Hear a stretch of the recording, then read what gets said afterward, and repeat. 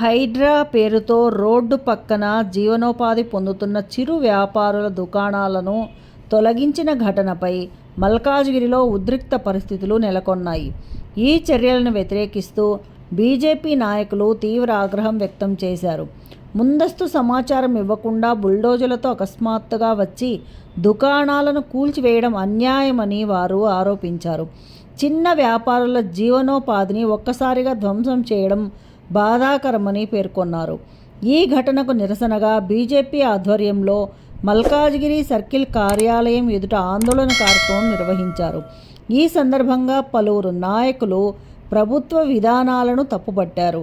బాధితులకు వెంటనే న్యాయం చేయాలని, ప్రత్యామ్నాయ ఉపాధి అవకాశాలు కల్పించాలని, అలాగే ముందస్తు నోటీసులు ఇవ్వకుండా ఇలాంటి చర్యలు చేపట్టకూడదని డిమాండ్ చేశారు. ఇప్పటికైనా ప్రభుత్వం స్పందిస్తుందా లేదా అన్నది వేచి చూడాల్సి ఉంది.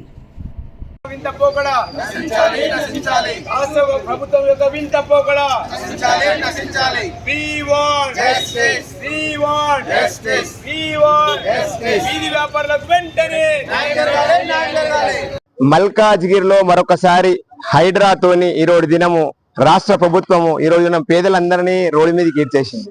ఇప్పటికే దేశంలో ప్రపంచంలో యుద్ధం వల్ల ఇక్కడ గ్యాసులు లేక అన్నదుగాని ప్రతి ఒక్కరు వంట గ్యాస్ విషయంలో చాలా అందరికి ఇబ్బంది పడుతుంది. ప్రతి ఒక్కరికి వ్యాపారానికి ఇబ్బంది పడుతున్న సంగతి అందరికీ తెలిసిందే. కానీ ఈ రోజు దినం ఆదుకునే ప్రభుత్వాలు కూడా ఈ విధంగా వాళ్ళని తీసేయమంటే తీసేస్తారు. కానీ ఏ విధంగా జేసీబీలతోని వాళ్ళ డబ్బలని నాశనం చేస్తూ వాళ్ళ ఆస్తులను నష్టం చేస్తూ వాళ్ళని ఈ రోజు దినం చిన్న చిన్న వ్యాపారులు రోజు పొద్దున్న లేసే 100-200 పని చేసుకుంటోళ్ళని ఈ రోజు దినం రోడ్డు మీద ఇచ్చిన ఈ కాంగ్రెస్ ప్రభుత్వం తీరు మార్చుకోవాలి.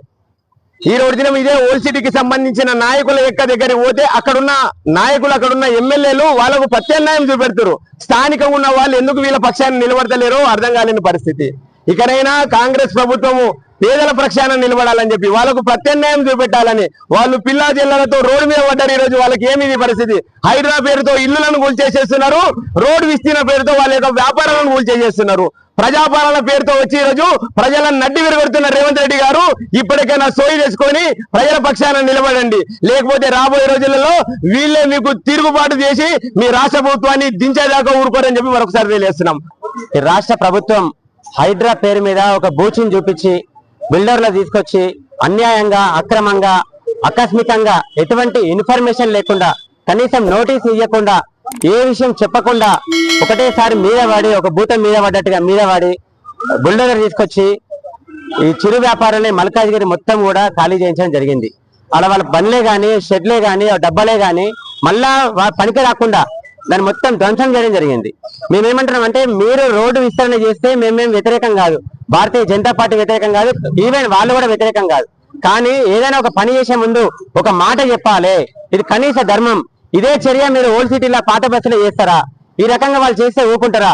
అక్కడ ఎంఐఎం కింద నాయకులు ఒక ఎంబడే వచ్చి వాళ్ళకి అండగా నిలబడి వాళ్ళ తరఫున నిలబడి కొట్లాడతారు.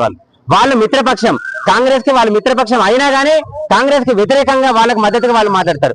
కానీ ఇక్కడ మన మల్కాజ్గిరిలో ప్రతిపక్షాలు ఉన్నాయి, అయినా కానీ ఎవడొచ్చి బయటకు మాట్లాడతలేడు. టీఆర్ఎస్ వాళ్ళు పెద్ద పెద్ద మాటలు మాట్లాడతారు. వీళ్ళు ఏ ఒక్క నాయకుడు, మా స్థానిక ఎమ్మెల్యే రాజశేఖర రెడ్డి గారు కూడా వీళ్ళకు మద్దతుగా మాట్లాడతలేరు. మా మాజీ ఎమ్మెల్యే మైనంపల్లి హనుమంతరావు గారు కూడా ఇప్పుడు 5 రోజులుతున్న వీళ్ళ గురించి స్పందించలేదు.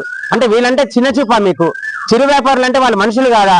వాళ్ళు జీవనం సొంతంగా వాళ్ళే జీవనం గడుపుకుంటున్న వాళ్ళ మీద మీకు దయ ఉండదా? మరి తర్వాత ఇప్పుడు బీజేపీ ముందుకొచ్చి వాళ్ళ గురించి కొట్లాడాలన్నా? మేము కొట్లాడితే ఒక రకమైన తీసుకొస్తారు మీరు మాది వచ్చి మాట్లాడరు. ఈ రకంగా వైఖరి కరెక్ట్ కాదు. హైడ్రా పేరు మీద అనేక రకాలుగా మీరు అన్యాయం చేస్తూనే ఉన్నారు. రాష్ట్ర ప్రభుత్వం అధికారంలోకి కాంగ్రెస్ వచ్చినప్పటి నుంచి కూడా పేదల ఇల్లు కూర్చోడానికి హైడ్రాని నిర్మించినట్టుగా, పేదల దుకాణాలను కూర్చోడానికి హైడ్రా ఏర్పాటు చేసినట్టుగా, కల్కం చెరువుల ఏదైతే ఓవైసీ బ్రదర్స్ కాలేజు ఇల్లీగల్ గా నడిపించుకుంటున్నారో మీరు ఫస్ట్ వాళ్ళకి నోటీస్ ఇచ్చారు. ఇప్పటిదాకా మీకు శాత కాలే రాష్ట్ర ప్రభుత్వానికి, రేవంత్ రెడ్డి ప్రభుత్వానికి. ఆ కాలేజీ కూర్చోడానికి శాత కాదు, ఈ పేదల దుకాణాలు కూర్చోడానికి మాత్రమే మీకు ఎట్లా చేతులు వస్తాయని మేము ప్రశ్నిస్తున్నాం. ఈ రకమైన వైఖరి రాష్ట్ర ప్రభుత్వంలో అందరూ కూడా గమనిస్తూనే ఉన్నారు. ఒకవైపేమో అటు ఉత్తరప్రదేశ్ లో పెద్ద పెద్ద బడా బాబుల్ని కొడుతుండ్రు మా యోగి ఆదిత్యనాథ్. ఎవరైతే మత విద్వేషాలు రెచ్చగొట్టి మత ప్రాతిపదికన వాళ్ళు ఎట్లయితే లబ్ధి పొందుతున్నారో వాళ్ళని కొడుతున్నారు. కానీ మన తెలంగాణ ప్రాంతంలో మాత్రం పేద ప్రజల్ని కొట్టడానికి హైడ్రా ఏర్పాటు చేసినట్టుగా కనిపిస్తుంది. మేమైతే భారతీయ జనతా పార్టీ నాయకులుగా నా భారతీయ జనతా పార్టీ ప్రజల పక్షాన ఉంటది. మా భారతీయ జనతా పార్టీ ఒక సిద్ధాంతమే అంత్యోదయ. చిట్ట చివరి పేదవాడికి కూడా మొట్టమొదటి ప్రభుత్వ ఫలాలు అందాలనే ఏదైతే ఉద్దేశంతో భారతీయ జనతా పార్టీ ఏర్పడిందో, purest poor can serve first అని ఏదైతే సిద్ధాంతంగా మా భారతీయ జనతా పార్టీ పనిచేస్తుందో, ఆ నాయకులుగా మేము కట్టుదిట్టమైన నాయకులుగా వీళ్ళ కోసం చిట్ట చివరి వరకు కూడా మేము నిలబడి పోరాడతాం. వెంటనే రాష్ట్ర ప్రభుత్వం దిగొచ్చి వీళ్ళకి న్యాయం జరిపించాలి. మా స్థానిక మాజీ ఎమ్మెల్యే గాని మా స్థానిక ఎమ్మెల్యే గాని వెంటనే వీళ్ళ మీద చర్య తీసుకొని వీళ్ళకి న్యాయం చేకూర్చే విధంగా వీళ్ళకి సపోర్ట్ గా నిలబడాలని భారతీయ జనతా పార్టీ డిమాండ్ చేస్తుంది. భారత్ మాతా key. Please like, share and subscribe.